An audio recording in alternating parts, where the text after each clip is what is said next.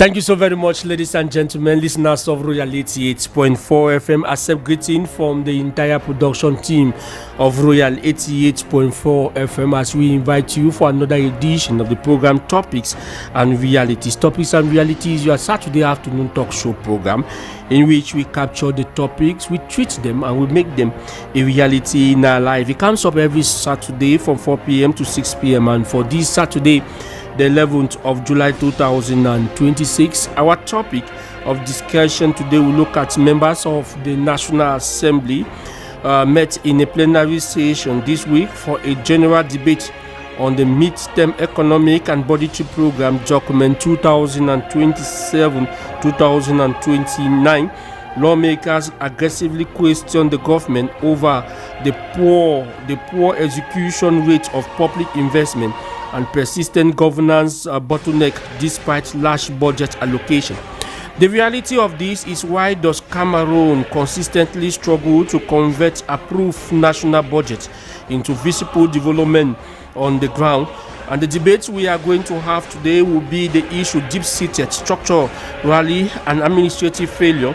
Is the problem of this budget structurally or administrative problem, bureaucracy, or what? Is the external stock and regional security that is taking place in Cameroon, especially in the northwest and southwest region, forcing the government to constantly relocate funds mid-cycle, sacrificing long-term public infrastructure investment for immediate national security and economic survival? These are some of the questions we are going to be discussing with our fine brains who are members of the economic domain. We have politicians who will be joining us equally in this program. Just to remind you that the team keeping you company this afternoon is made up of Romeli Kume. He is our sound engineer, our copyright clerk.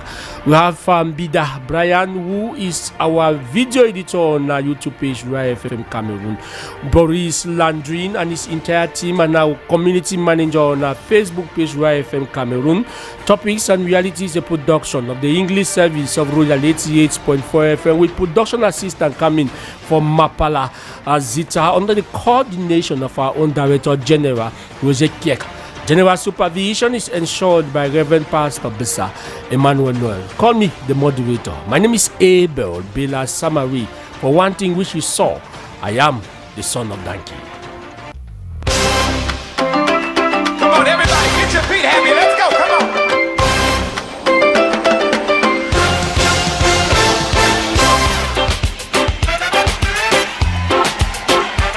Where my islanders? Can some of y'all run down here to the front real quick? I gotta know who's in the building. Where my islanders? I need y'all to run down here. Come on, let me see ya.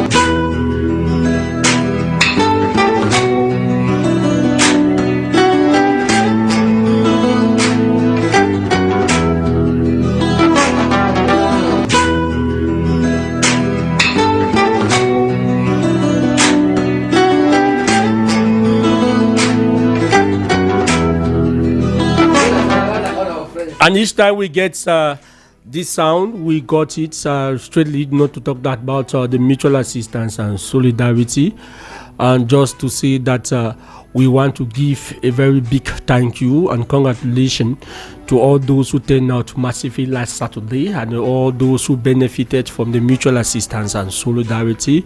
Just to tell you that congratulations to you. It was a very successful and elected Maso Act 6 raffle draw ceremony that we held at the Ahmadu Ahijo Stadium, and it's an opportunity to say congratulations to all those beneficiaries and equally call all those who benefited from the mutual assistance and solidarity that it is time for you to rush to the different rush to your agency for a ticket that will be given to you that will permit you go to the headquarters of Renapo Finance SA situated and Kwaban, so that within 45 days you should be able to get into possession of your offer that you benefited on Saturday, the 4th of July at the Ahmadu Ahijo Stadium. It is an open call for all those who benefited from the mutual assistance and solidarity. It is now time for you to get into possession of that offer, and for you to be able to do it, just move to your agencies so that you get an overall of the document that you need, and these documents you need to hand them within 45 days at the level of the headquarters of Renapo Finance SA. That is the big information that we want to give it out, and also to congratulate all those who succeeded in benefiting from the mutual assistance and solidarity match. So those who do not succeed in benefiting for the mutual assistance and solidarity, all we can tell you is that your own is maturing, and it will come in a very big style, especially for those who know the history, the philosophy, and the mission of the mutual assistance and solidarity. And when we talk about the mission of the mutual assistance and solidarity march, which is that of removing man from the shackle of poverty, and you will know it is a clear indication that we start to benefit from the 30th of June and right up to it continues forward. And this year in Act 6, it has already been open. Registration and contribution into Act 6 has Act 7 has already started in the different agencies of Renapo Finance SA. Just go to these different agencies, make sure that you become a member of the mutual assistance and solidarity maso, a product of Renapo Finance SA.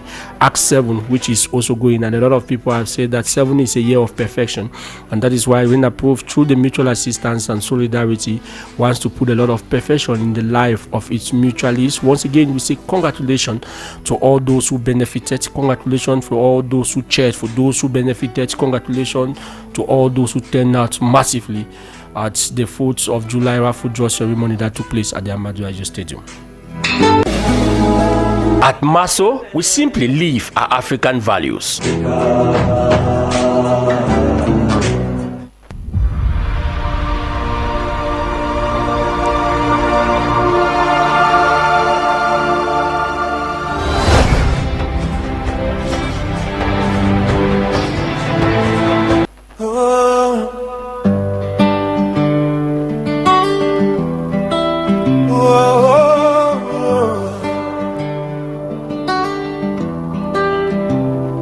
Clock strikes 3, the week is done. The sun is shining bright. Good afternoon, good people. Settling in just right. You're locked on Royal 88 for FM, where the airwaves flow. For the show that knows the answers and helps your knowledge grow. From the headlines trending to the questions on your mind, the things we talk about, the truth we have to find. No surface whispers here. We dig down to the core, preparing you for living and so much more. It's topics and reality. Yeah, your Saturday afternoon talk show. We capture the topic, get the facts, and make the understanding grow. Oh, topics and reality, with the experts in the studio light, bringing the complex down to earth to make your life feel right, bringing you closer to your reality.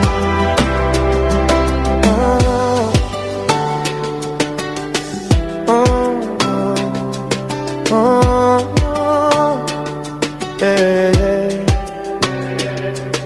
We bring in the best minds, the voices you can trust, to treat the topic fairly and shake away the dust. No theory in a textbook, just application clear, taking the subjects that you care about and calming every fear. From the headlines trending to the questions on your mind, the things we talk about, the truth we have to find. No surface whispers here, we dig down to the core, preparing you for living and so much more. These topics and reality, yeah. Your Saturday afternoon talk show. We capture the topic, get the facts, and make the understanding grow.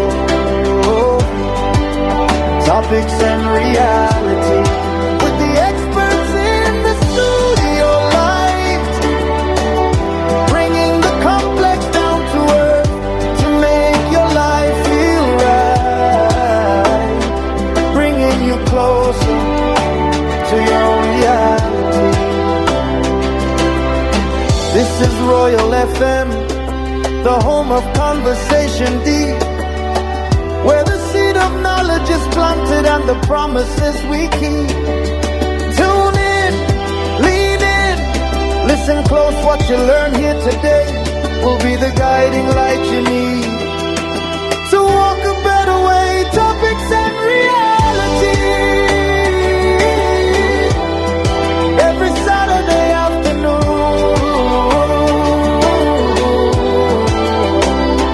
Royal 88.4 FM, bringing you closer to your reality, yeah. And shake away the dust.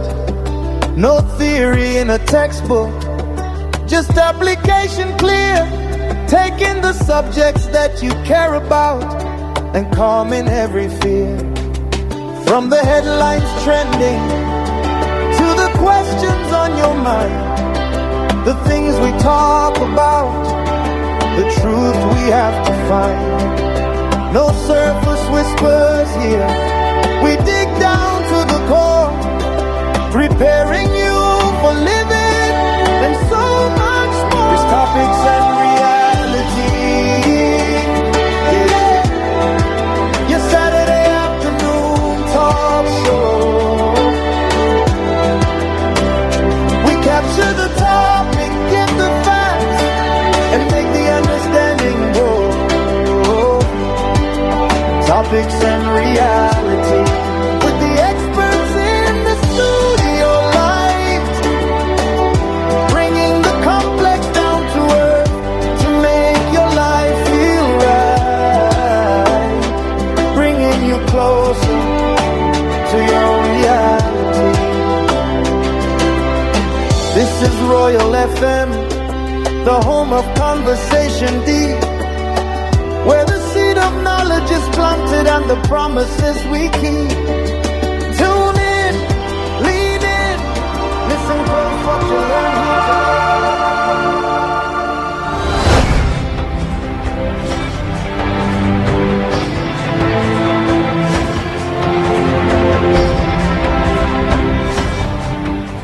And thank you so very much, Romiale Kume. The program is Topics and Realities, and we already have a full house here. And today is more for the economic brains that are here. Let me welcome, first of all, the lone politician that we have today, Mr. Fabrice, who is a member of the Popular Action Party, an aspiring an aspiring candidate from the Northwest region, from the Jikwa constituency, who wants to become the parliamentarian. Good afternoon to you very much. Happy to see you, sir. Thank you very much, Mr. Ebel. Good afternoon once more, the panelists. Njikwa does not have a constituency. Okay. It's Momo West. Momo West. Which is Njikwangi and Wirikum. Me and my man Valerie, we don't know whether it's Momo South or Momo West. So we know that there is a constituency. I want to greet our listeners out there, our fans, the fans of the Royal FM. Oh, Norwest is fine, Momo is fine, PAP is fine. And yes. PAP and this brings me to this question. You have spent apparently 2 months on grounds. What were you doing in Momo Njikwa for all this period? I was on ground mobilization. But it's not yet time for the election. No, it's not yet time for the election, but we don't wait for time for the election before you work. You work while waiting. Whether the government will ever call the election or not, it will not stop us from working, because our sole interest is not to gain power. Our sole interest is to develop the community. And that activity is starting now. We have started working already. We have started demonstrating what, if we give the opportunity, if we are being given the opportunity, we are just going to act to the level. A lot of people ask you the question, why now? No, we are almost at the eve of the election. It has been 6 years. We have not seen. You see every politician is struggling to organize inter-quarter competition. Some of them are struggling to go back. Very soon we see them giving out books. Nobody can say we are at the eve of the election, since the parliament just enacted a bill that the president can change, can postpone election indefinitely. So nobody is certain that truly there will be elections. So but anyway, you are doing the groundwork. But we are working. Our interest is to develop our communities. But I want to express one worry. One worry concerning a video that one of our honored minister, Minister Mba Acharo, sent out there, encouraging the people of Momo to participate in sporting activity. I am not really satisfied with that, because Njikwa right now, as we talk, is inaccessible. We do not have roads. What we are requesting? So what do you want the minister to do? Requesting he has organized his inter-quarter competition to lay the groundwork for the political activities. Are you assuring you that you are not satisfied? Unfortunately, there are not people back home to play the game. Where have the people gone to? Those who have the very IDPs that have run away will still have to go back home to play the games. And now there are no roads. How are they going to access the villages to play the games? Is the minister that what we expect her to do is to advocate more for the construction of the Bamenda Momo Road. Not giving us. The regional council in Bamenda recently came out with some proposal to tar that roads. Even the government. It should not only end on papers. We need people should be patient. It's a virtue. Cameroon. No. We have been patient for long. Right, the days of Muna, that by now Bengui should have been on honor roll in Cameroon. But look at how it is still. So it is still a problem. That's how some of us, the youth, are rising up with the advocacy to attract development to that area. And we are fighting for that. And we believe with the cooperation of the government, we are going to succeed in that domain. Thank you so very much for coming. Yes, thank you too. And I also want to extend a good afternoon to the national president of PAP, Mr. Njang Dennis Tabi. He's a very dynamic. He's a very dynamic man. So I like when politician comes here. So he has given opportunity out there to everyone who wish to aspire for as mayor or as a parliamentarian. If you are not a member of your party, now you can come. Now you have the opportunity to come now. Boris Landrin. Yeah, you can send a name now. Request them to come meet the national, the secretary general, the organizing secretary, whosoever. Meet them, talk with them. They give their various credentials. Thank you so very much. On how they are going to participate. Thank you so very much. To every Cameroonian, francophone, anglophone, you have the chance to be backed up by the PAP. Thank you so very much. Take leadership and let's govern the country together. Thank you very much. Amashi Fabrice is a potential candidate for the upcoming municipal legislative election. I thank to my very good friend Valerie Sondeb, who is here with us this afternoon. Valerie is a project manager, a fine brain in economics, and also a Cameroonian from the diaspora. Thank you so very much for honoring us this afternoon. You're highly welcome to Topics and Reality, sir.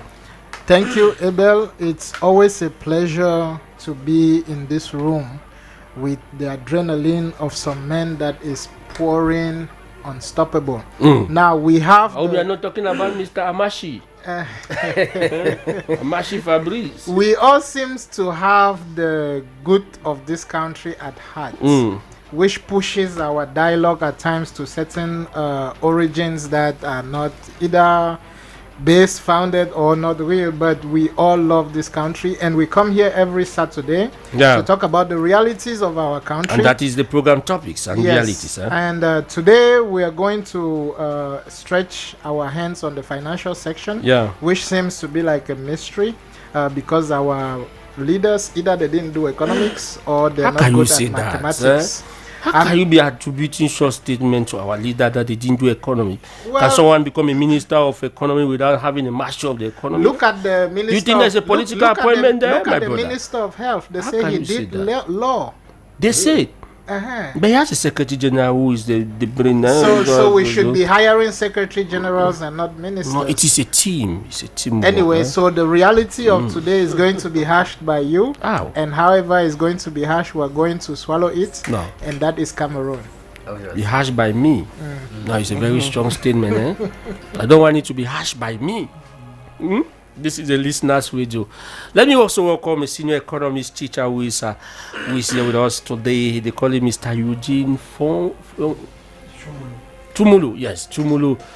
Can you go closer? Jack your microphone closer to you. The technician Romelu Kume said that you should be feeling comfortable to be able to be with us. Thank you very much, sir, for honoring us this afternoon. Thank you. It's my pleasure to be here this evening to talk on the topic realities, to look at what is actual on ground and what is in the mind. Okay. What is actually on ground and what is in the mind? Yeah. Wow, they're two different things. Yes. That means what we see on the paper is different from what is... It may be different. You could have a very good picture, but designing the picture becomes a problem. Wow. We're getting real today. Sometimes you design the picture, you take the reality of the picture, it becomes different. Yeah, to bring out a picture, to bring out a craft work, it must it must have taken place in the mind. Yeah. And then you materialize it and make it real. Yeah. And so the picture may be very wonderful, very beautiful in the mind, but looking at it on actual grounds, it does not reflect what is in the mind. It's a photocopy. Thank you very much, sir. Today you'll be doing a lot of economic explanation with us. Let me also move to a communication specialist who have decided to look for development policy. And what we are also talking about, the midterm budget, is something which is very, very particular. We have our little name we always call ourselves, especially those from the Manu area who understand what I'm talking about, sir. What we say, Mano, means the gentleman in him that is here with us today. A very good friend who has decided to honor us today on the program Topics and Varieties. Good afternoon to you, sir. Mr. Ayuba. Afternoon, Mr. Samaria, and thanks for having me. It's my man, eh? Sometimes we meet at the Emana. I want to greet all those around in the Emana neighborhood, sir. This is actually my first time being a participant in one of your programs. I think this should be the very first time. Yeah, sometimes we work a lot on background. I've been here for other programs, other shows, but not in your show. So I'm very happy to be thank here you so to very share much, the experience. Thank you so very much. Is the development of this country moving? They say Cameroon is developing, but we are yet to see the development, because I think development should be felt at the grassroots. Okay, it's not those who are supposed to trigger the development that should. In any case, you don't decree development. Development is not obtained by decree. It's a livelihood. It's the something you live on a life daily basis. It comes very natural. Yeah. So and when you are talking like that, my community manager was just smiling and shaking the head. And my father in the village, who are best placed to tell us whether there is development in Cameroon or not. The people of the hinterlands. Yeah. Thank you so very much, gentlemen, for coming to the program Topics and Realities. Let's welcome Evans William Jobati. He has been collecting what is making news in Cameroon throughout this week in what we call the press review. We listen to each. We throw one or two comments on what caught your attention this week. Good afternoon to you, Evans William Jobati.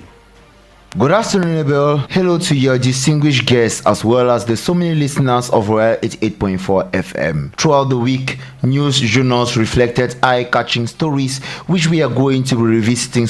The Guardian Post focused on Speaker Theodore Datuo's opening address, highlighting his urgent calls for government action against the high cost of living, youth unemployment and infrastructure deficits. Business in Cameroon noted that the early days of the session strictly prioritized preparations for the annual budget orientation debate to shape the 2027 public spending choices. Newswatch Cameroon and Cameroon Tribune heavily featured parliamentary pushbacks on natural resources. They detailed demands for rigid governance adjustment, specifically targeting transparency in mining and land tenure reforms. Le Jour brought attention to state management issues, reporting on Prime Minister Joseph John Gutte facing questions on why several state-owned properties and assets remained entirely uninsured. Cameroon Insider, on its part, covered intense plenary sessions where cabinet ministers were grilled as well as lawmakers fiercely decrying rising road accidents, payroll fraud and poor patient care directly to the ministers of public health, civil service and women's empowerment. Emergence regarding the state payroll revealed that the public service payroll had surged past 1,700 billion francs CFA for just 300,000 civil servants, contrasting the ongoing salary arrears for state corporations like Mat Genie. Le Journal L'Action summarized the closing plenaries on July 8, featuring Speaker Datuo's final address, which praised the legislative-executive collaboration during the budget debate. On the other hand, Le Journal du Cameroun confirmed that the Directorate of Examinations, Competitions and Certification under the Ministry of Secondary Education accelerated the release of the baccalaureate exams. The post highlighted individual success stories such as a lone candidate at CETIC de Ngwaikele, Rose Patricia Pidem, whose ecstatic celebration pierced the school's quiet administration blocks. According to L'Info Asho, local socio-educational colonists have raised alarm over severe regional disparities. They specifically pointed out a highly controversial result sheet from the bilingual high school of Baturi in the east region of Cameroon, circulating online that allegedly locked a 0% pass rate. Analysts to this effect have blamed the result on mining communities luring youth out of classrooms into gold fields for quick income. Meanwhile, La Meteo widely covered a tragic incident at Lycée Bilingue de Koutaba, known division of the West region, where a young candidate, Mohamed Arafat, tragically collapsed and died after repeatedly searching the board and realizing his name was completely missing from the passing list. As such, prompted the press to call for a stronger psychological and emotional support systems for teenagers during major state exam periods. And it is with that we wrap up today's edition of the newspaper's review on topics and realities. My name is Evans Williams Jubati. I leave you in the company of Abel Bella Samari. Till next Saturday, I'm done and dusted. Royal FM. Ça y est! Tout est Mo avec Momo. Invite 15 amis sur la New Momo app et gagne 8000 francs par jour. Alors, tu attends quoi? Télécharge vite la New Momo app sur Play Store ou App Store. Thank you so very much, Evans William Jobati. Even though you have done the dust, you have not yet dusted it because you stay with us as we try to look at what has been making news in Cameroon. Valerie, you listen to the press review. Is there something particular apart from what we are going to be discussing, our main topic, that really caught your attention? Well, it has to do with the exams and the exams results and the waiting for the result. and all of those slides.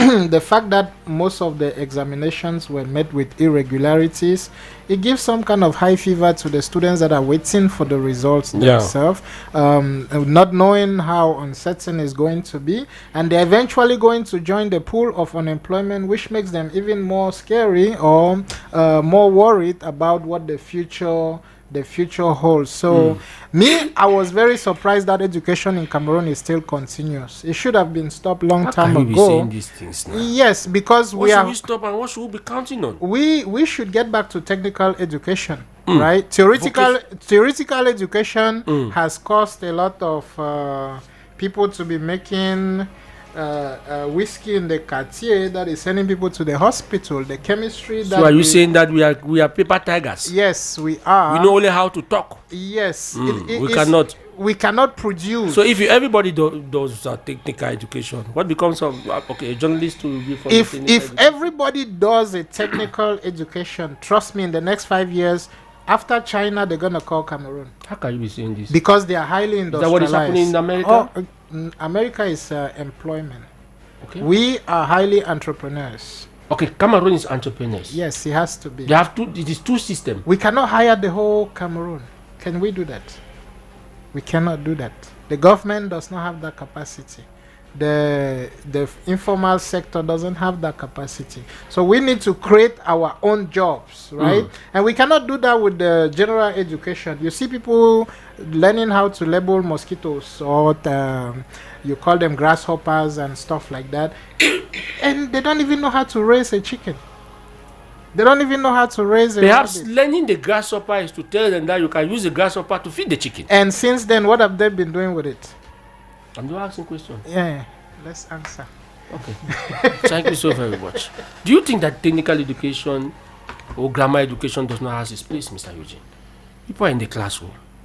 Yeah, I think. Because it seems as if it's taking me aback and a surprise. Yeah, that we close down all government schools. I think create technical and vocational education. I think technical and vocational education is the best. And if we are treated towards that path, then we'll make a better Cameroon, and we keep a stronger future. We have been based so much on theoretical education, where we have knowledge, impact persons, and we discovered the zero to the Vasco da Gama. Yeah, and that is what the white man has used to deceive us, and we are recounting stories. And when you look at the way when you look at the way they keep up their own population, their children, their generation, they will not be in classroom dancing who discover the syrup to Indian. They will not talk about all such things. They are putting handwork into the hands of those children and make a better future for them. We have doctors today. We have students with master's degree. They are roaming the street, nothing to do, no application, and it makes it very difficult for the society. Mr. Yumba. Yeah, I think I subscribe to the same school of thought. I wanted to ask you a question. Okay, go on. In terms of development, if we remove all the grammar education, what becomes? We create a special school to train doctors, because that is practical. You say we have learned a lot of theory. Our doctors, theoretical. Yeah, the fact is, it all depends on the development pathway Cameroon is, that is the question is using or wants to. So we should be creating technical primary schools. Is that the ideology? You will not imagine, Mr. Abel, that in Cameroon we still import toothpicks. Yes. Okay, we import toothpicks. Yes. That tells you that our educational system. I thought that was 5 years ago. Do we still do that? Until the last 5 minutes, is it the reality now? We are still importing toothpicks in Cameroon. So that tells you that our educational system is not adapted to our realities, and that's what the point we are trying to drive home here. That we need to adapt our educational system to the realities and the development challenges we have in the country. Yeah. And in the case scenario of Cameroon, I just said that there are still some basic things, basic necessities that we do not produce locally, and we need to get our own engineers. Like what you were saying, that our economy should be treated to entrepreneurship economy, because we cannot employ everybody. Exactly. So while the Americans are dealing on the employment stuff, we will not keep importing the whites. We cannot import each time the whites. we have a structural project. Sometimes we see road construction is being done by different people. We ask the question, what is happening with our polytechnic? We the Cameroonians, even though at times we have the certifications, we have the competencies, we are still the laborers to some of those whites who some of the so who times is taking do the not blame have in the this same as a development collaboration. expert? It's the politicians or the government? Politician. Exactly. It's the policy is not treated. The policy is not geared towards valorizing local competence. Okay, so we need to correct that, and like very quickly. If not, I think we stand chances to wait for how do you call it, the development of the SND not coming in the next 10 years as we expect. Yes, but anyway, we are 2026, 2035 is not far. Prof. Yes, sir. Government policy is not treated towards development. What is stopping the government of thinking towards this direction? Is it the will of man? No. Is it the bottlenecks? Or is it that the people don't see the need? Perhaps we might be thinking, and meanwhile the government is having a different project of its people. It's not a matter of the people don't see the need.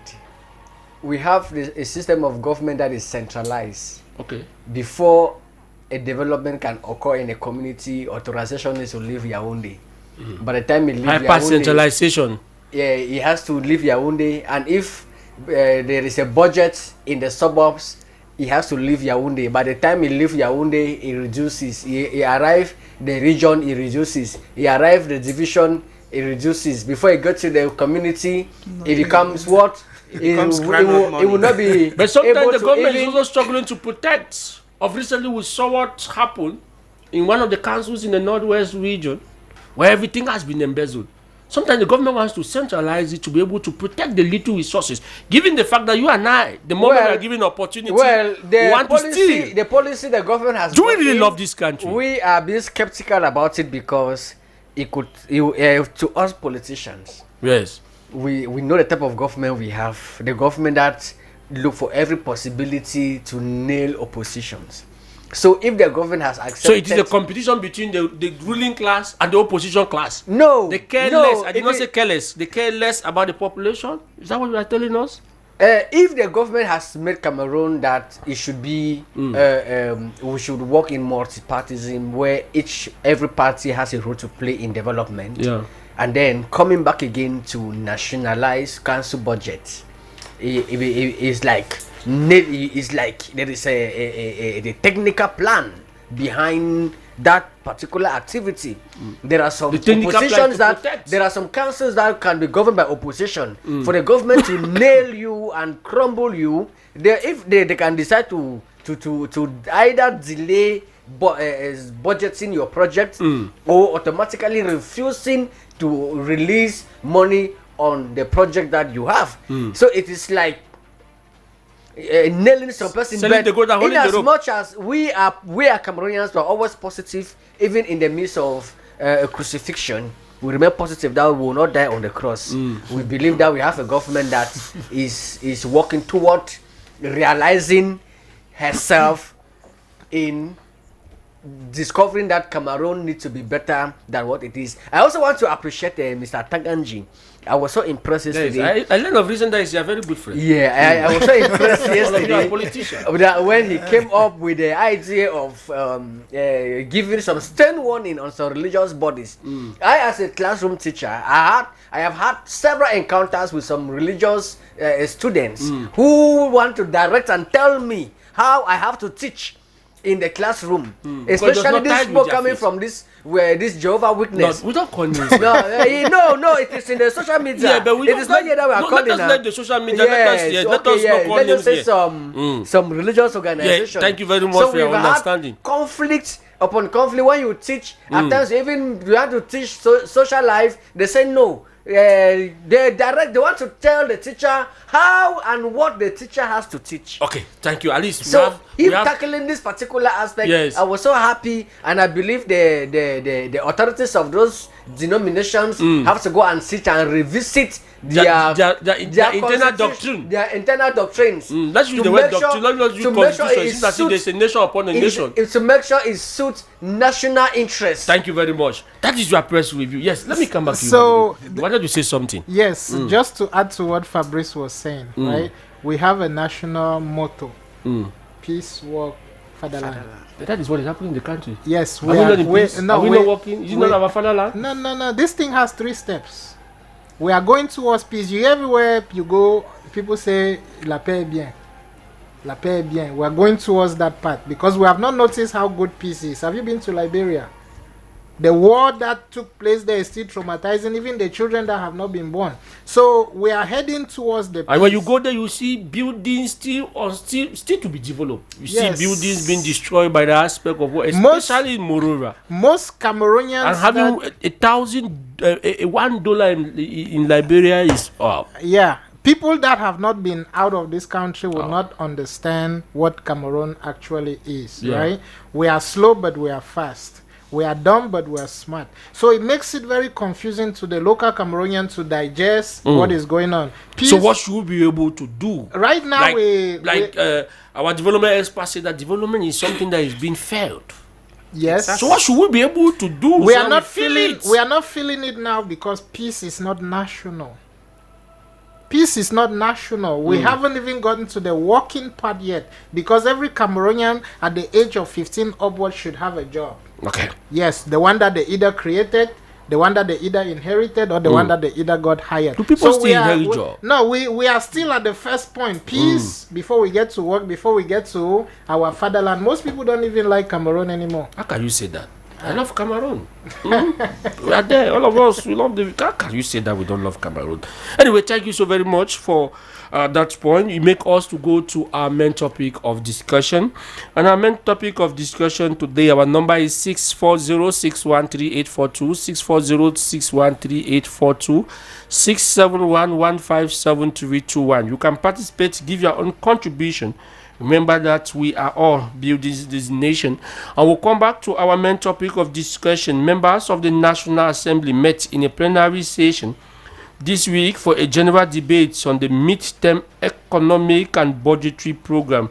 Document 2027 to 2029, lawmakers aggressively questioned the government over the poor execution rate of public investment and persist governance bottleneck despite large budget allocation. Now, these words always come at a time. Midterm economic and budgetary program document. Sometimes we are so confused that do we have a full time? Why is the mid time? Is it like a football match that you play the first half and then you put rest, you play the second half? Or what do we actually mean? Or what can we get for those who don't know when we talk about midterm economic and budgetary program? Mr. Eugene. Okay, when we talk about midterm budgetary programs, we are looking at a budgetary program that is not too long, that is not too short, but it is just enough for us to be able to achieve an objective at that particular moment.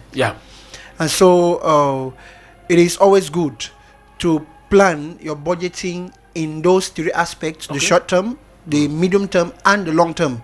And this helps you to know how to know the different steps you are supposed to carry on when you are executing a project or an activity. And so budgeting directs you, gives you a direction how to go about it. Now, when the parliament says that they are aggressively hungry for non-execution of public investment budget, they control government action. Should the aggressiveness end only there? Because at the end of the day, it is all being adopted. Yeah, I think that it should not end at the level of the parliament. We'll talk about budget execution. Budgets can be voted, but in realities, are the budgets implemented? Have they been sent to the different level heads? Have they gone to the direction where they are supposed to go? It could be voted, and the members of parliament, they could be getting to their nerves, maybe because activities have been put in place and budgeted for, and maybe reported on them and no action has been taken. We could also discover that maybe they have been budgeted, executed, no accountability, no control, and all whatnot. And so it gets to their nerves, and they are representing a community, a people. Yeah. Like my brother said, for us to talk about development, it must get to the roots. And so they are getting pressure from the roots, and this pressure is pushing them to react in a higher level at the assembly. Valerie, when the budget is not being executed, especially public investment budget, what is the consequences? Well, in Cameroon, there's none. There's no consequences. I mean, nobody cares. I live here, right here at Mimboman Chapelle. FECOM finishes here, and the road has not continued for 40-something years. But it's not like they don't know. Mebia Martin was at my quarter 2 months ago. Mebia Martin is the regional director of BEAC. That's the cousin of Bonivan. We're talking about the poor Bias people. They know. They don't execute it, but what would you do? What would they do? We are getting to a point where we sit as men, we conclude about what is going to take care of our next generation, and others sit back at the end, take that money and eat it. What will we do? That's the question. Should we use military actions? It hasn't been done. The only time we saw Operation Epevier, when was that? 2000 and... It's still functioning. The Sparrowhawk. Sparrowhawk, yes. A lot of people are still going there. I was telling one of my colleagues, I think that sparrow should be dead by now. It should How be can dead. you be saying that? The sparrow is still alive. Because a lot of people are going to the special tribunal court to be able to answer one or two questions. How do you explain a minister having 10 hillocks in his parking lot? What is he doing with it? How did the Sparrowhawk miss that guy? we do have accountability in Cameroon, but it's just maybe inherited the hillocks. Inherited from who every year there's a budget allocation for vehicle distribution for cadre administrative. Some of them take those vehicles and they turn around and they sell it. So are we accountable? No, we are not. Are we ever going to be accountable? Not this generation. No.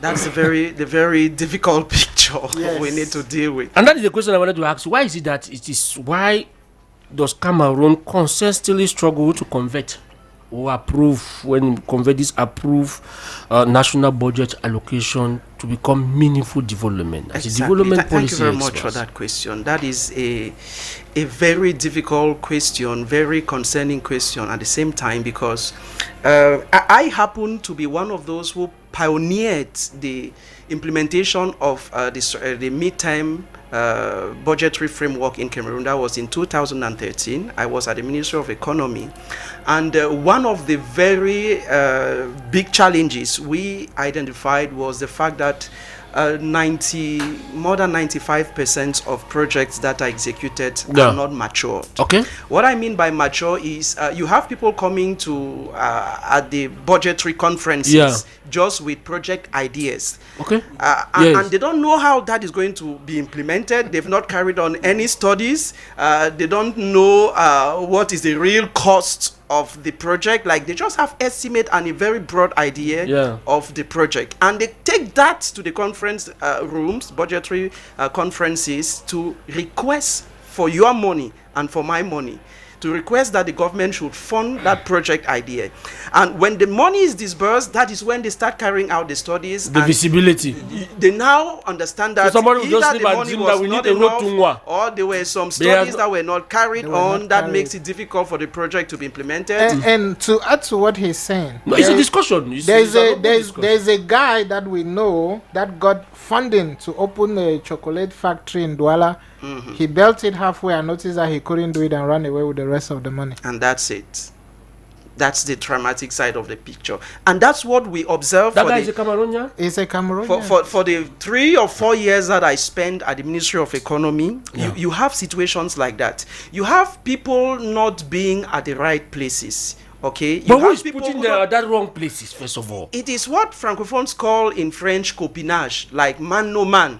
You know, when they say I am related to this man. When my brother is on the plum tree, I will eat the blackest plums. And artists even sang that music, eh? So that's what happens in Cameroon, and you have people who are where they are not supposed to be. Yes. And at the end of the day, you have mismanagement of funds, Yeah. you have a project poorly executed, and you have the consequences. You ask of the consequences. You have Cameroonian suffering.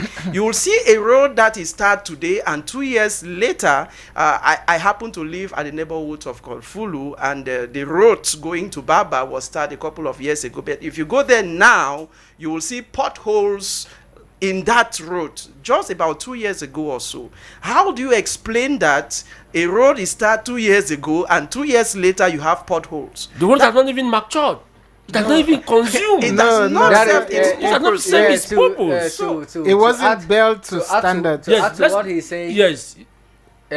when we have parliamentarians who are hand clappers, Yeah. who do you expect to follow up? Is the problem coming community to the project? parliament? It come back to them because they vote budget that they don't follow up to see how those budgets are. So a executed. parliamentarian should go to Baba and check the Wait, quality of the all roads. those where we have the contract- Ministry of all these Transport, contract that we are and we have talking- inspectors in the ministry that is being paid every No, month to be able to verify the some role of of these the issues. parliamentarian is to Control supervise, government control action. government action. All those projects, every constituency has a representative in parliament, and by the time they are voting the budget, they have to go into all those budgets and inquire Now that some of what them are live in Yaoundé. what are the expectations, what do the government want to realize. Like for the Ministry of Finance or the Ministry of Territorial Administration, when they table a budget, the lawmakers have to check the budget to make sure which amount is allocated to which area.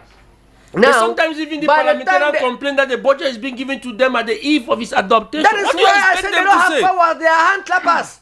They are hand clappers. What do you expect they should resign? We have All of them should parliamentarians. resign from the The parliament? constitution states that parliamentarians have to control government action, but in Cameroon we have the government controlling the parliamentarians' action, so they don't have voice. They are toothless. They don't have anything. Now, when you look that at is the why fact, Cameroon keep now when falling. you look at the fact that lawmakers aggressively question the government this week, is this a sign of growing independence, or it is just a political theater? Except it is It is a noise realization. Maybe they are beginning to realize themselves that their lips have been sealed, so they need to get up from slumber and face reality. So if you are there, what do you do? Okay, You they do have- something different. No, if I'm there, I have to do something. You resign? Fabrice. It's just not a matter of resigning. You resign? They are Fabrice, approaches. we They- don't If the budget is we know being given that- to I you, think that is we a are- public show. We also have to know It's- that it's a the public parliament show. is made up of the ruling party. So they are just there covering and protecting. so are you saying that the people should remove the immunity they give the ruling party as majority in the parliament and fit in opposition the supposed to be the majority so that we in should get parliament, again so back? that the government will be effectively working because they know that there are eyes on them.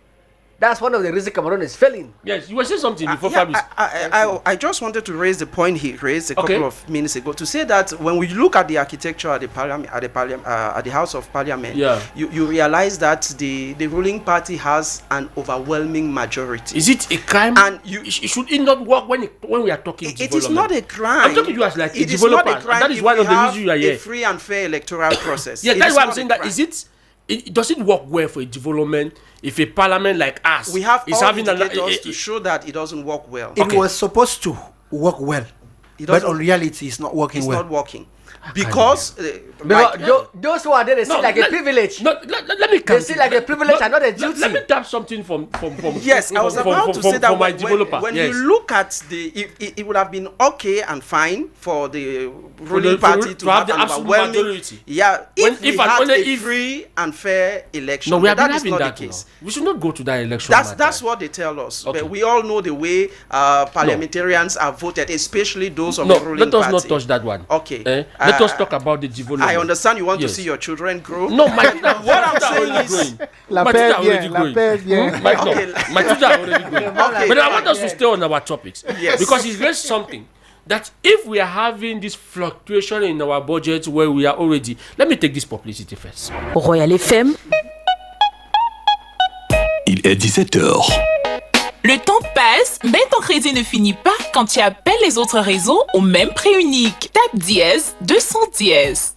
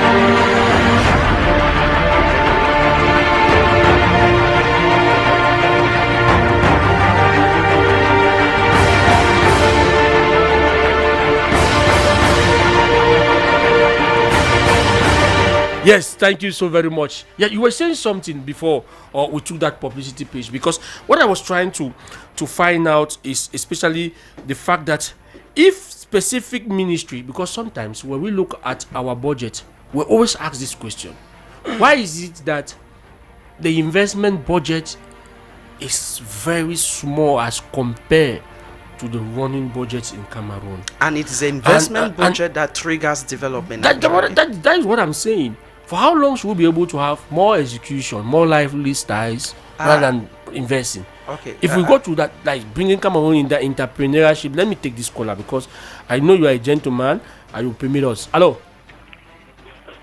Hello? Allô? Yes. Oui, c'est à la radio. Yes, it is radio.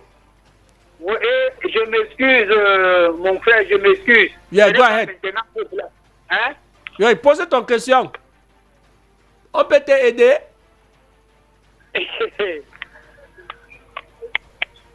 Okay, yes. So you were asking to know why is it that the investment budget is very small compared to the other the functional budget. What I would say, I think I stand to be corrected by Eugene, who is an expert in economics here.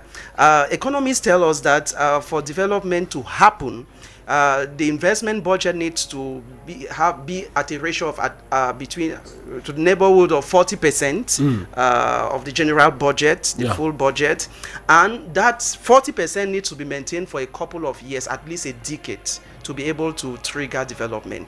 So that has not been the case in Cameroon. In Cameroon, investment budget usually stands around 30% and it fluctuates, you see. So you don't have that consistency over a long period of time, which makes it difficult for development to happen. Okay, and I think one of the problem is because we don't have the abilities and the capacities to mobilize financing for our investment budget. The Ministry of Economy and the Ministry of Finance have been doing their best. They are doing what they could do, but their best is not enough. Okay, for development to happen, they need to do more. This brings me to this question, because when we see voting in an extension for the 2027-2029 execution budget, and the question we are asking, how can the government justify asking for an allocation of 2027-2029 budgets when the current budget target have not been met? Because the Minister of Finance was telling us that the current budget has not, that means we have not even started executing there is one the current budget, and we are already mid-term of the current budget. Before Mr. Eugene will respond to that, please, 1 minute. Yes. There's one thing. We have a government that runs, that borrow to invest. We have never had... And invest in borrowing. And invest in borrowing. We have never had the government giving us an audit at the end of every year that this is what we realize, this is what we spend, this is what is kept in the coffers. We have never seen that in this country. We always see decrease of borrowing. Is that the reason why we have hypercorruption? Endless borrowing. And the one worst thing is that we don't even know how the borrowing, the money borrowed, how it is being used, where it has been used, who account for it being used. Let me tell you something, Mr. Yes, Eben. rapidly. I have a bridge in my village that was constructed last year, and when I visited the village last week, that bridge has collapsed. I now asked the council representative of my quarter that who validated the construction of this bridge. He could not answer. Now he said they want to reconstruct the bridge. I said, where would that money come from? Is it taxpayers' money or the contractor who constructed the bridge? He could not answer. That is how money is being mismanaged in the country, and nobody is there to question. Okay, thank you. I think that it is very problematic for us to have a budget that has not been executed. And we are talking about budgets. Moving on. People are feeling bad. People are feeling bad. Money and nobody can talk. You talk. And there are no resources. We are talking now. And there are no resources to push on the budget. What motivates investors, what motivates people to work on a budget is when the budget is currently moving and being executed. When you draw plans, when you have skeletons and you don't make them to become human beings that are active, It is it does, the minds of the people are corrupted, they are deceived, and they are not focused. And I think that it is a very big problem and something to be looked into. Yeah. A budget, a project set forth should be executed before looking into other projects. Now, this is just a way of looking of means, so when the least opportunity comes, we can have the money, we can mismanage the money, we can misappropriate the money, and so on and so forth. When we look at the statistics, shows that the debt rate of Cameroon is very high, and it's becoming more higher. And now, when we get even some of the projects that are not being executed, you agree with me that the finances have been made available, and at times it's difficult to reach where they are supposed to reach. At times they are diverted to other activities, and what has been planned is not. Bear you me, some of the activities, the budget have been released, and it has not yet been carried out, and there are other budgets. Yeah. Now, that brings me to this question, because one of the reason is coming back to this aspect of allocation, and I'm struggling to ask, why does it take so long for approved budget allocations to the different ministries? Why is that taking so long in Cameroon after the budget have been voted? Why? What is stopping, or what is holding back Cameroon from launching, allocating this budget, so that the economy should be able to turn? For money to be able to circulate from the exterior to the into the interior and distributing it, it has three processes. Okay. First of all, they have to borrow, which is what we're talking about. After the borrowing, who finalizes transactions? We're talking about international wires. We are still pegged to the euro and the euro only, which means France is the only person that can move money from one bank account to another. These millions or billions or whatever we're talking about, these volumes of money, they are not being moved physically, they are being moved electronically. And when France tells you that 40% of all your transaction settlements are going to go to them, if you borrow 10 billion, they tax 40% on top, which means you've borrowed more than 10 billion. And by the time that money gets here, maybe it's already 25 billion. And now you start allocating fictitious amount of money that does not exist because all of it didn't come. I want to borrow you money, Abel, right? I said, for me to give you this money, you have to provide me with your bank account. And for me to finalize the transaction of this bank account, BSEC or BEAC has to come inside of it, and they are asking for their own percentage, which is not small. We're talking about at times 25 to 30%, which means that by the time my money reaches to you, it's not the amount that you've borrowed, it's the amount that you've borrowed plus the charges of money transaction, right? Which means that if a road costs 5 million to be tarred, once France approved the movement of that budget, if it's coming from Japan, it has already become 15 million. Can you actually tie a road that you asked for 5 million and they're telling you that you've borrowed 15 million, whereas it's only 2 million that is going to reach to you? Those are some of the things that we do not look at. So what is the best method to be able to resolve? We should be able to have our own currency on the ground. Is it possible? Don't we have a treasury? Why is it that most of the time we want to talk about budget, people always, is it really possible? Do we have that bargaining power to sustain a currency of our own? Well, if Nigeria can sustain a currency of their own, do you know what Nigeria is depending on? Do we have the amount of oil that Nigeria have? How to back its currency? How we did produce they call Cameroon Africa in miniature, Cameroon is a great country in Africa. It's supposed to set example to other African countries. If I have to finish what I was saying, yes, right, we cannot work with the amount that we're being told. So what should be? That's my worry. Should we reduce the amount of money we go to, or we cut some of these bottlenecks? Because if it boils down to what we are saying, bottlenecks, I borrow 5 million, an interest rate of 10 million become 15 million. Interest rate is even different. I'm talking about money movement fees. Okay. When you go to BSEC, when BSEC, Express Union used to be, right? They send you 5,000. We know all those charges. Those are the charges I'm talking about. Even today, we're still paying when we do transactions. So the interest rate is already a different animal. Okay. If it was in there, it's still in there. It's the money movement charges that we're incurring. And we have so much of that we cannot even clear the transactions. At times it takes months for money that has been approved over there to appear in a bank account here.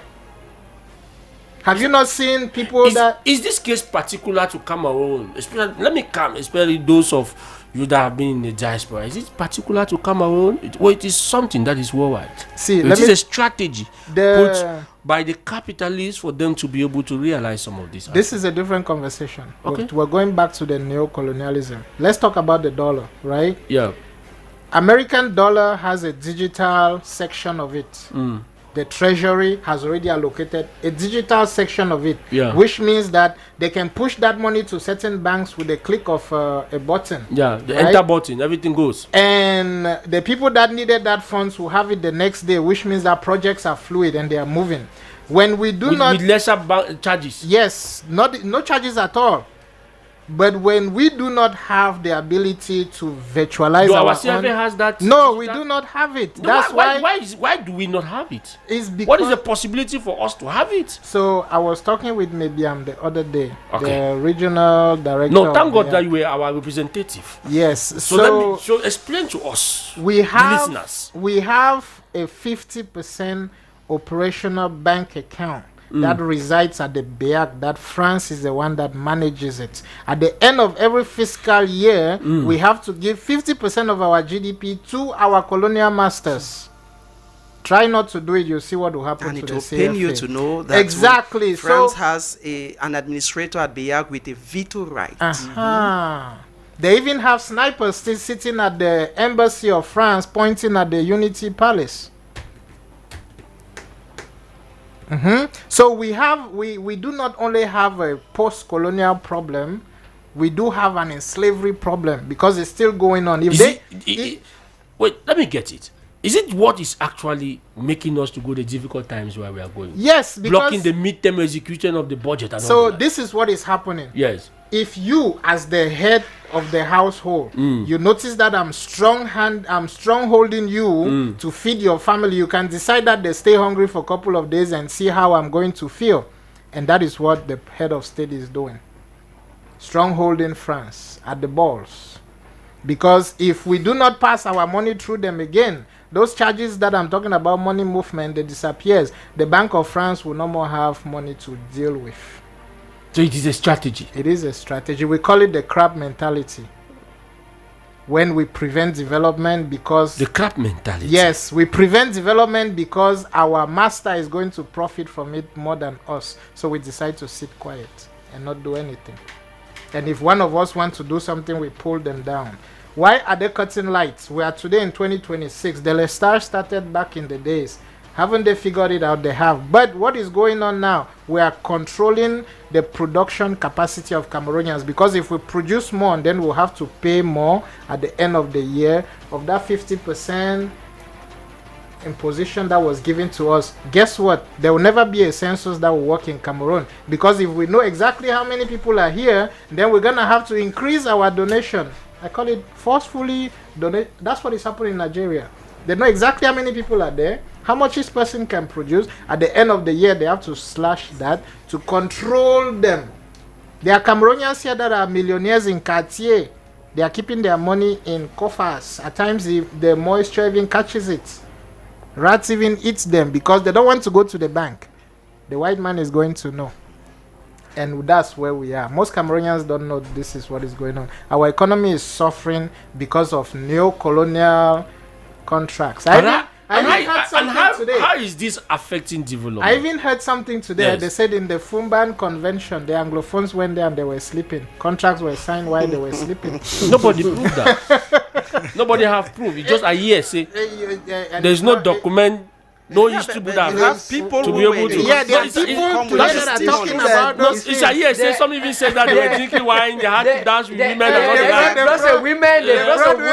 that. That is a hearsay, but we are talking development. Yes, Eugene. It is true that when you are a grown-up man and you are in the hands of another man, you are a slave. Yes. Yeah, and you people are the economists. That's the mentality. My interest is we are that suffering from the hands of the French, our colonial master. They are holding us. they sold the goat. When is the contract going to put an end? And so that is the question we are asking. And the problem here, I want to think, is that some people they have decided to pocket the interest of the nation in their pockets. Okay. Yes, they don't care about what my brother is doing, what he is going through. Selfish mentality. The so capitalist system. Yes, they don't think about the solidarity economy that we are preaching today in Africa. I'm not looking at how he's faring. It is all about me. It is all about myself. It is all about I. Me.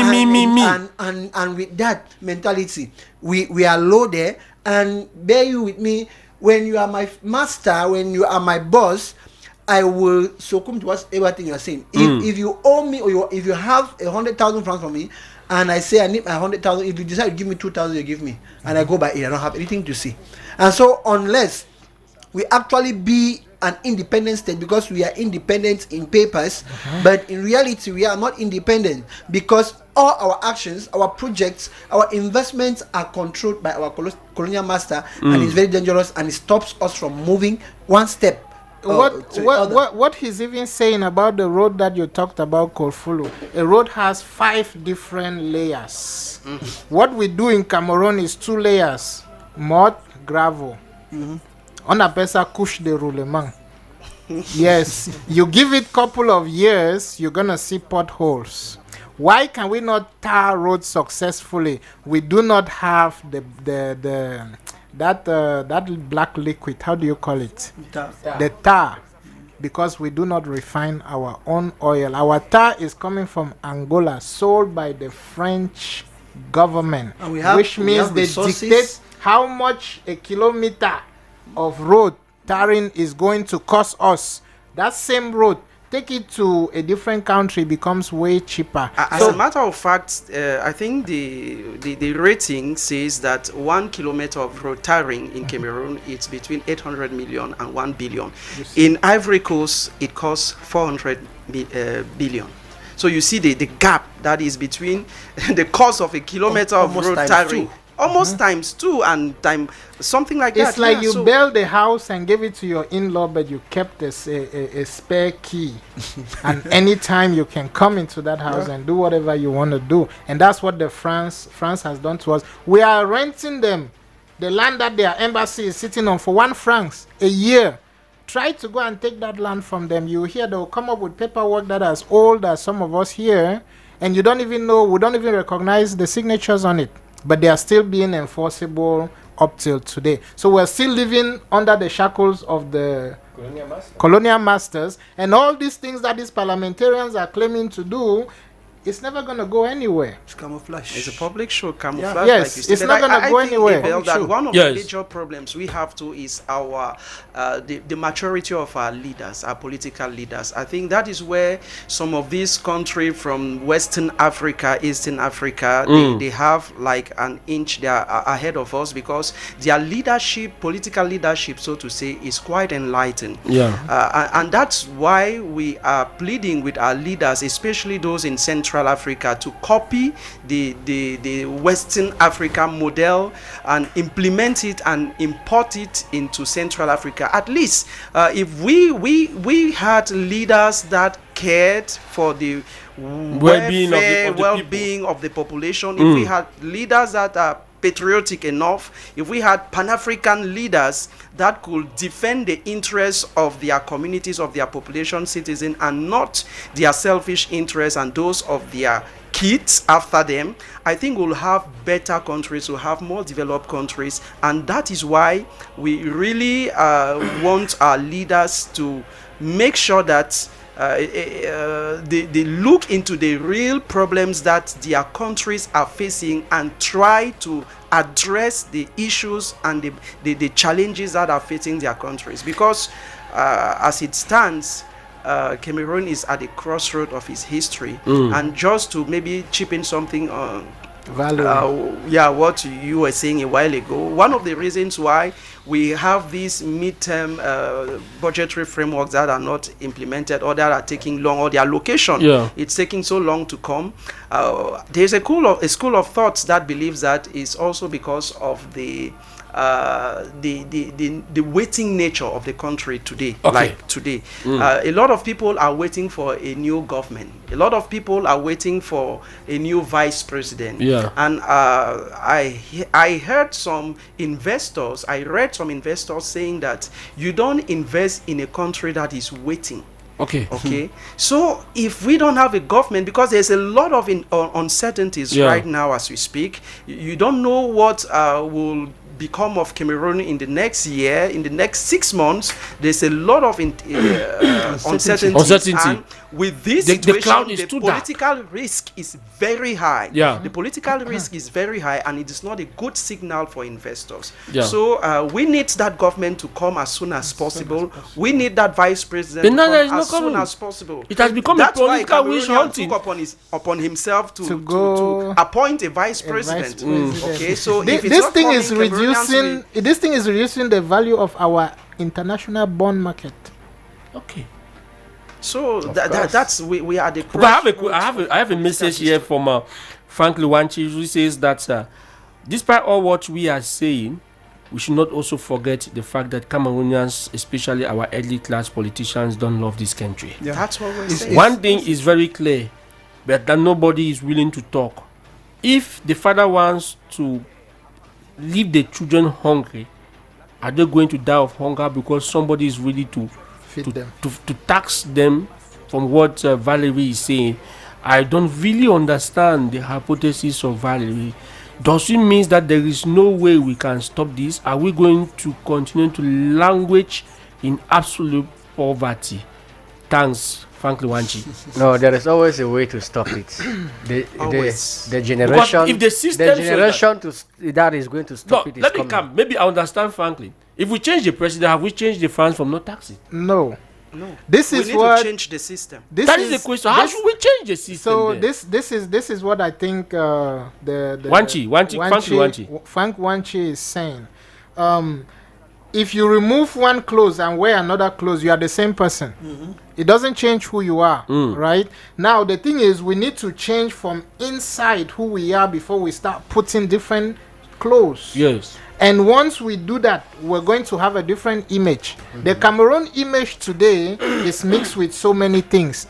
When I was in the US, we used to have this forum where we call it Youth for Political Transition. And one girl came there. She was based in Douala, and she expressed that her Cameroon experience is just suffer.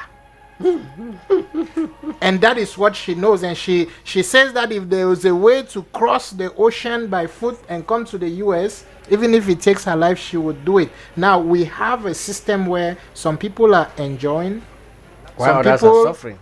Some people are trying to hold the country together while others are suffering, and those that are enjoying have no sympathy for those that are suffering. Imagine you have a 10,000 banknotes.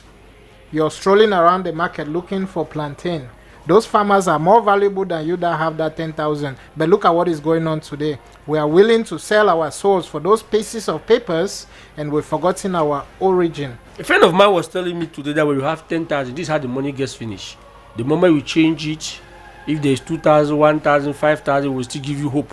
Because the 2,000, 1,500, they just disappear immediately. That one disappear within any seconds.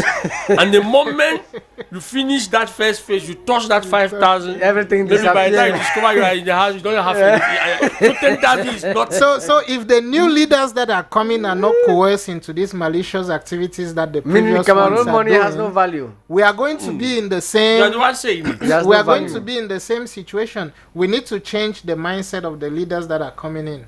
Me, I want to be a minister. Already, if they are telling me that I have to sacrifice a child, I don't have the ability to even want to produce one. Yes, I don't have the desire. So you cannot be a minister. So. But that doesn't mean that I don't love this country. Okay. So we cannot let the monsters run the country because they have more to sacrifice. I think that we should be thinking about proportion. What are we proposing so that we construct a better economic system, and what immediate reform do you think that we can be able to put in place Eugene as an economist, so that we should not be able to be coming back each year to talk about the fact that our midterm budget is having a problem, there is no execution, there is the public investment. Our developer was talked about earlier that it is just 30% public investment budget, and if we can have 30% of our investment, 70% of chop and drink, well, maybe we are not thinking. Let me start with him. What are we proposing as reforms? It is that hypothesis is dangerous for a nation to consume more than what it's producing.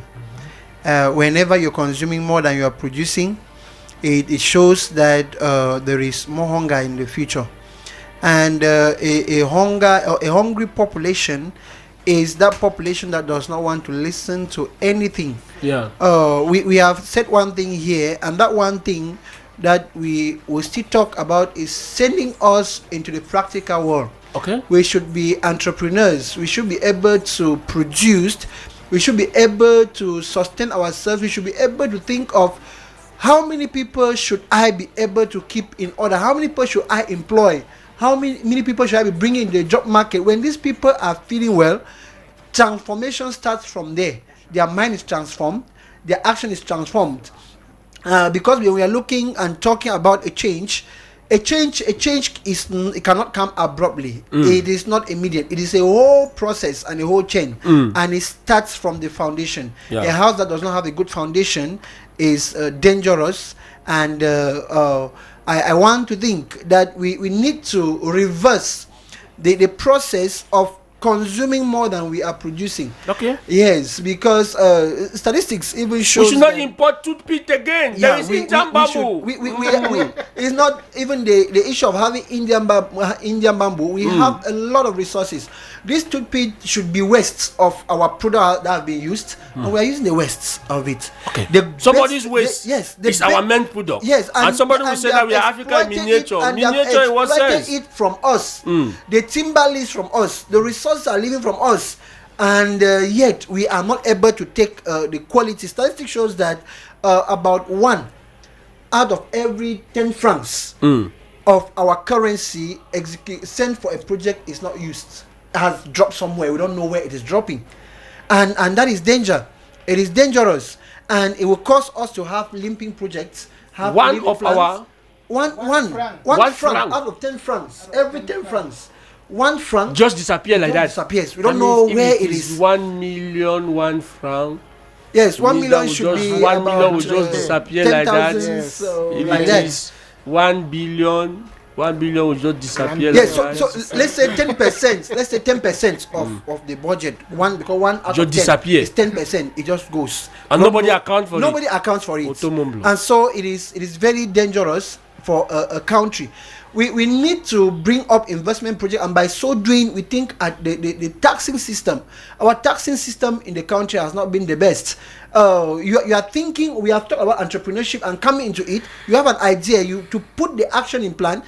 The government is very quiet, and immediately you're executing it, you discover that tax comes from here. Ministry of this comes. Council tax, ministry and that Water tax, and even at the level of the public investments, we discover there is conflict of who is executing, there is conflict of who is coordinating, and it brings us at a carrefour where it is very difficult to separate.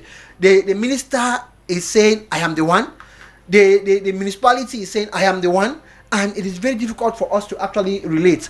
And so I think that we need a transformation starting from this younger generation. But the danger we are having is that our parents are already planting what they are leaving into us. And it is dangerous for the future. When we grew with what has been planted in us, that is bad, then tomorrow will still be bad. Yeah. And so for us to do, we must be able to destroy what is bad and then move on. And what we're saying is the truth. You move around and neighborhood this day. You send the child to go and buy even something, you see the child will go and come and tell that the money get missing on the way. When the friends are saying that, they will just beat me and everything will pass, and you are beating the child, is looking at you like after that you go and buy ice cream.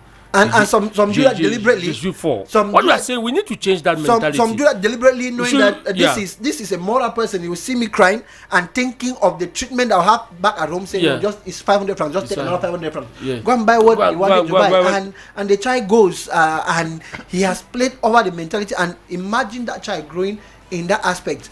And I think that we should not only talk of this outwardly, we should get into the classrooms. We should be able to inject this into our children.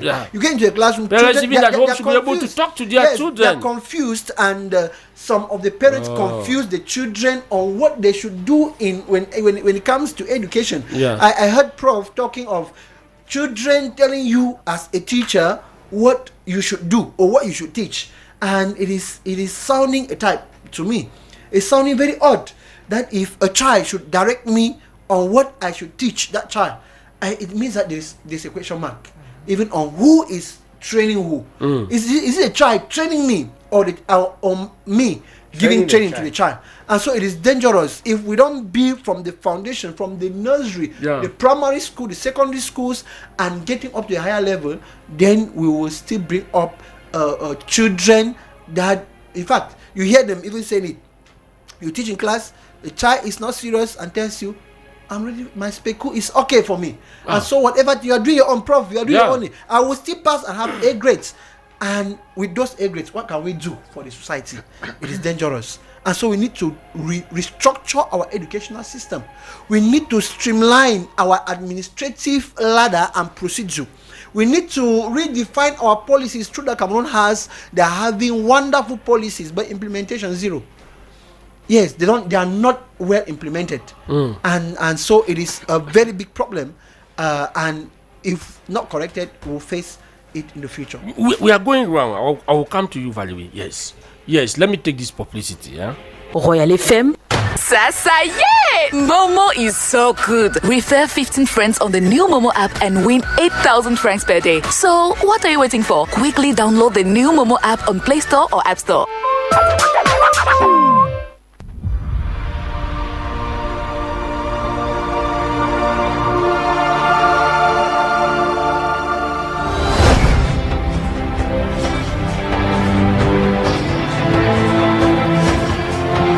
Yes, thank you very much, Romiali Kumbe. We'll come back to the program. Yes, what are we proposing as reforms? We definitely need to change the narrative, Abel, and for this to be, I have just two keywords. The first one is policies. Okay. My learned panelist was saying a while ago that we have very good policies in Cameroon. That's for real. We do have good policies, but we have some bad ones too. I'll take the example of the economic partnership agreements, for instance. I don't know who under the sun advised our government to go on a lone man show. But sometimes to go sign the economic partnership agreement. Just because we want to safeguard exportation of our banana to Europe.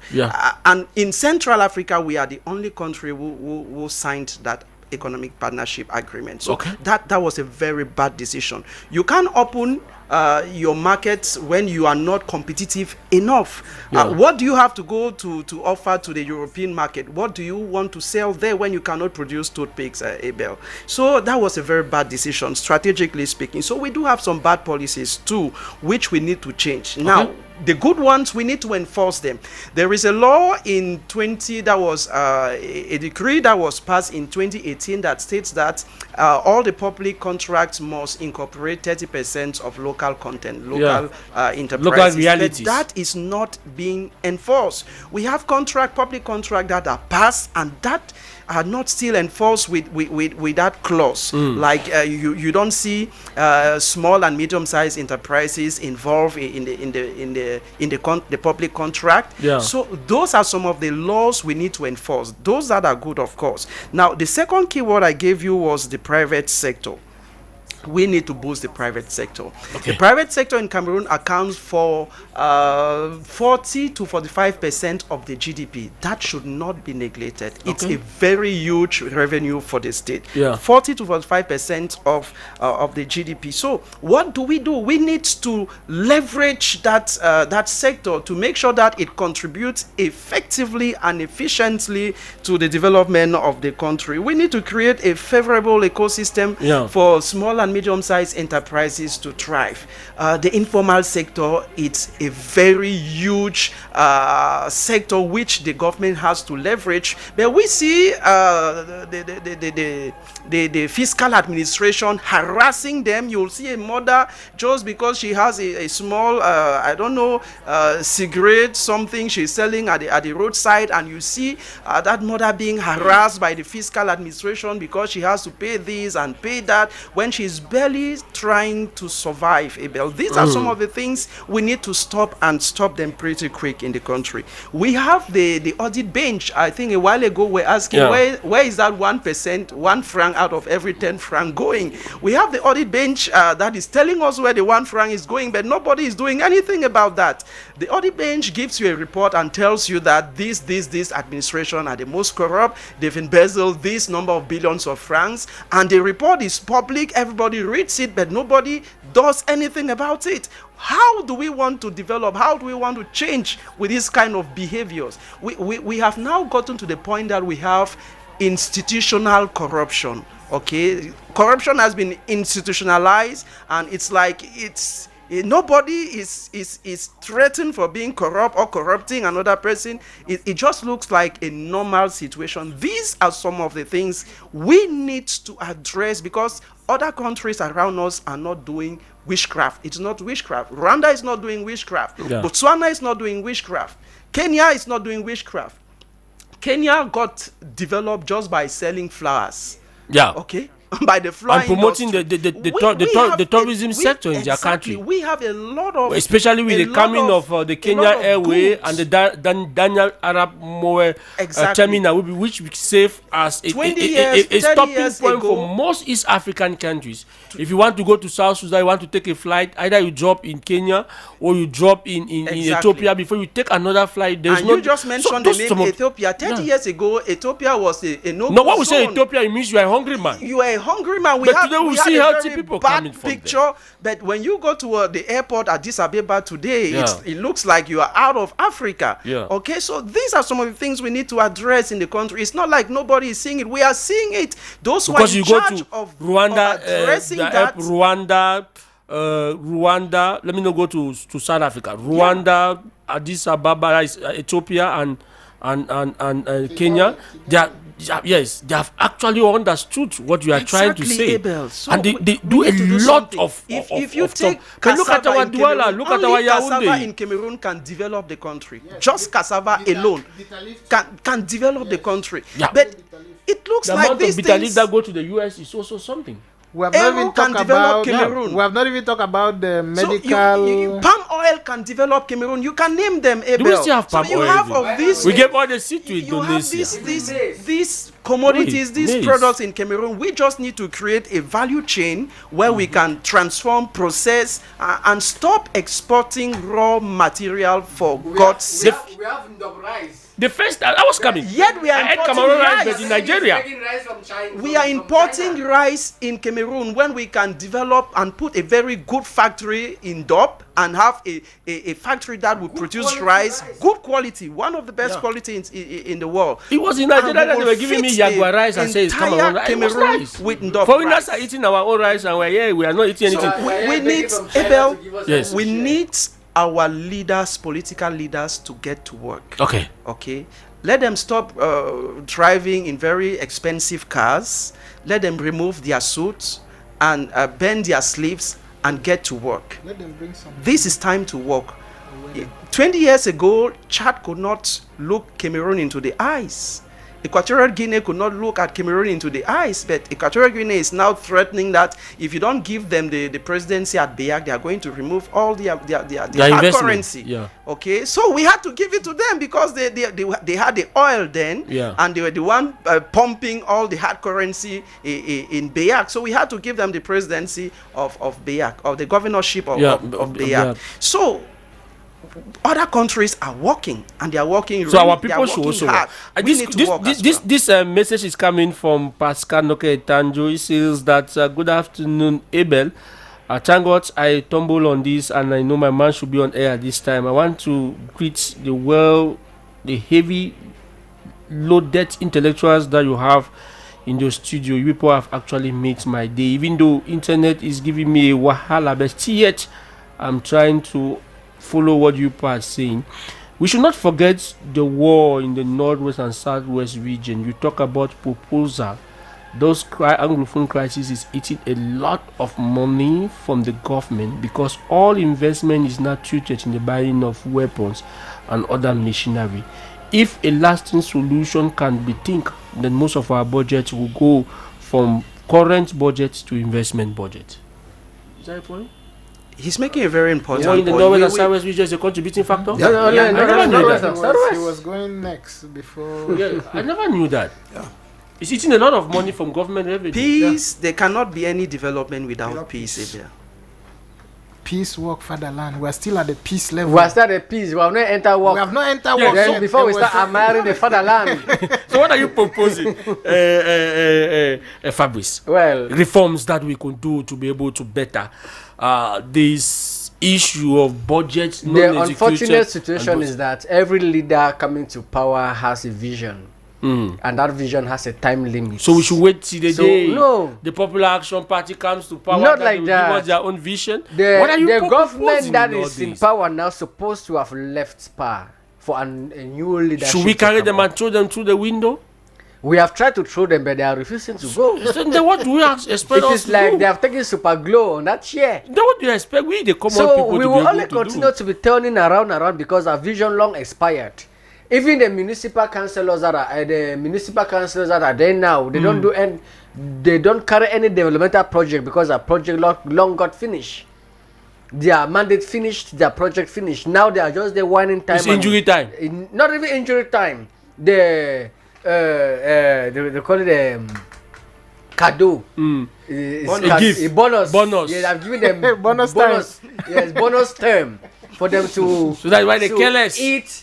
Now most of them even are investing out of the country because they know that one day they might audit them between the time that their mandate ended and the bonus time they gave them. What were they doing with the money that we are afraid the bonus time might be longer than the actual term. So that is another aspect that will make us keep turning round and round and round and round. Because when you look at the ministers who have been there for 17, 18 years, some of them are even missing in action. You don't even know if some of those ministries even exist. At times, we even by mistakenly fall on some of those names on newspapers or on the social media before they say, hey, okay, there was a ministry in Cameroon like this one. Let me not even call some of them before they come and put me handcuffed tomorrow. Your children has to grow. Your children. La paix bien. So you see some of that. Like what I continue to applaud Mr. Tanganji because he's one of the most vibrant ministers in the country. I appreciate him so much because the man is showing us, even though we criticize him in some aspects, but he is showing us leadership. He has already bent his yes, like what my brother was saying, that he has removed his coat, and he's working. Even though he is working, everything he's doing is on air. He is not actually on the base. Okay, he's not on the ground. The people are not feeling the impact. They are not feeling but there is an action. But there's an action. There's a wave. Verbal action. There's a dust that is coming from somewhere, and the people are consuming the dust. They are consuming the dust.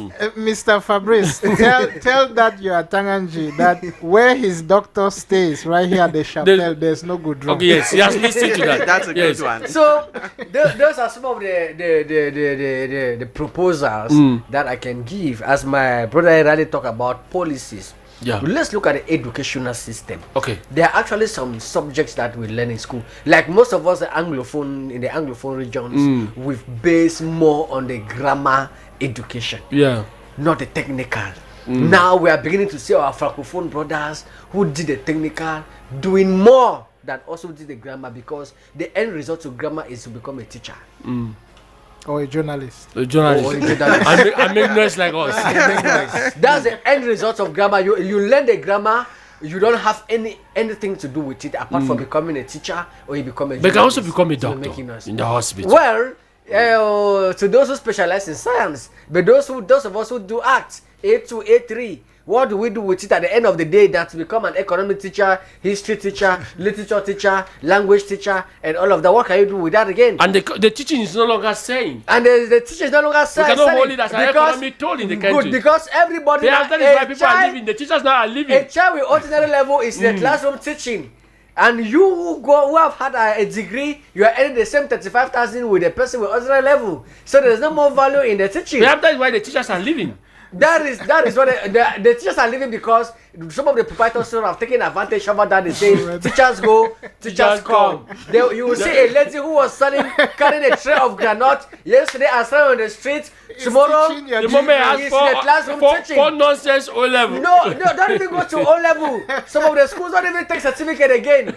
They just look for opportunities that they don't want to pay the qualified teachers who will be asking for high amount to be paid. They pick those jama sellers in the market and put in the classrooms. So at the end of the day, what are the children learning? We have children consuming drugs everywhere. There is moral decadency in the society. There is no way forward, because the basics, the teaching level. I remember when we were in primary school, how our teachers disciplined us. There was one time Cameroon was exporting teaching. Dealing with us, but now the minister teachers were leaving Cameroon to go and teach under the payroll of the government. The government negotiated those things. The minister will come and sit down. It's not longer like economic toll. Don't flog a child, and the child will stand in the classroom and tell a teacher. The minister have said they should not beat students again. I almost clap one another in class. So go and come and meet me here and teach you.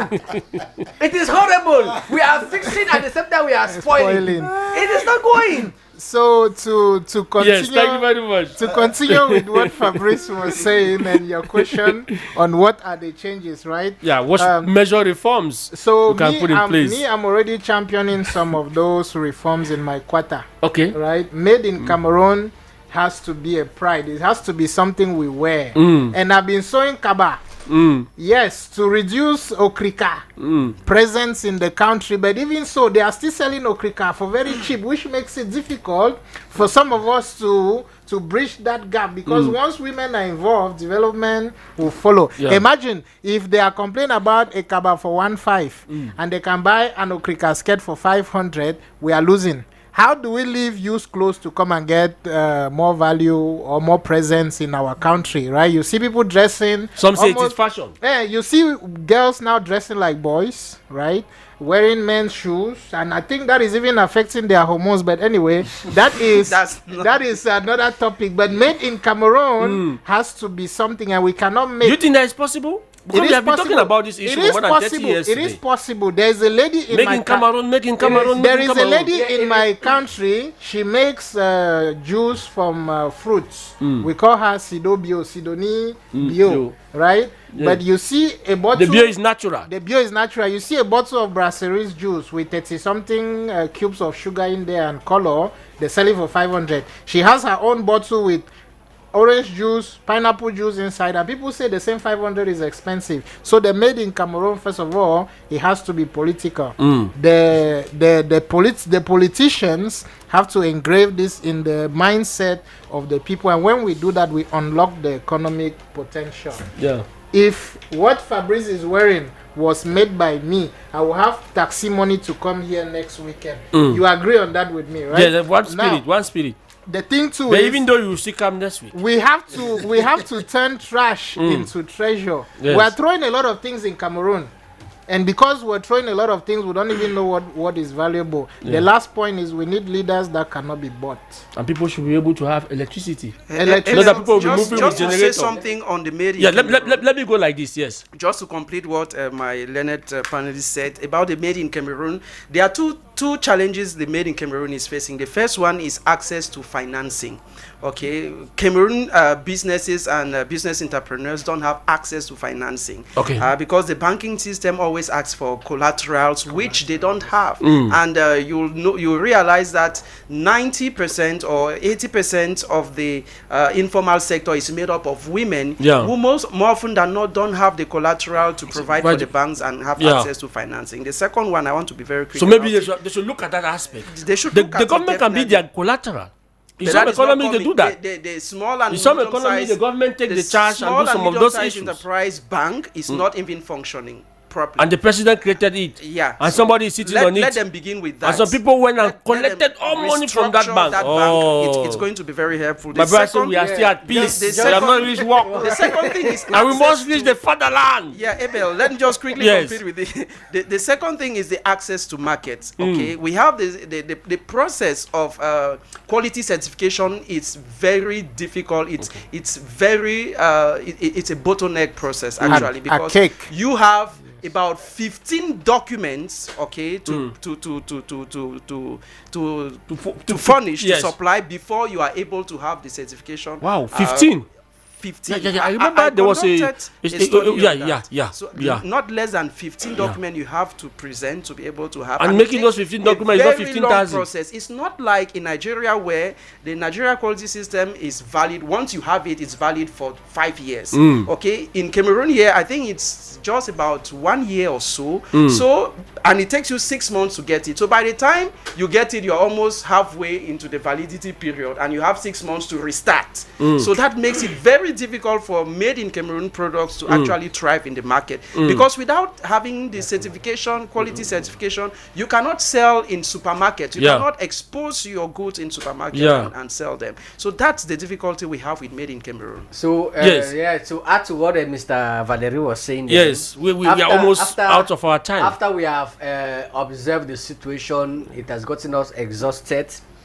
We have come up with strategies now to see how we can start helping the community. Okay. So personally, I have created an outreach, which is the Amashi Humanitarian Outreach. Okay. Where we empower women with the production of certain basic commodities like the savon, the body lotion. But you were saying like that the problem is the market. Do you create market for them? We empower them. We train them how to do it. You empower them. Let them first of all give them the finance. You Jean-Marie Naba. Good evening. You Jean-Marie Naba. Good evening, Le pays est debout.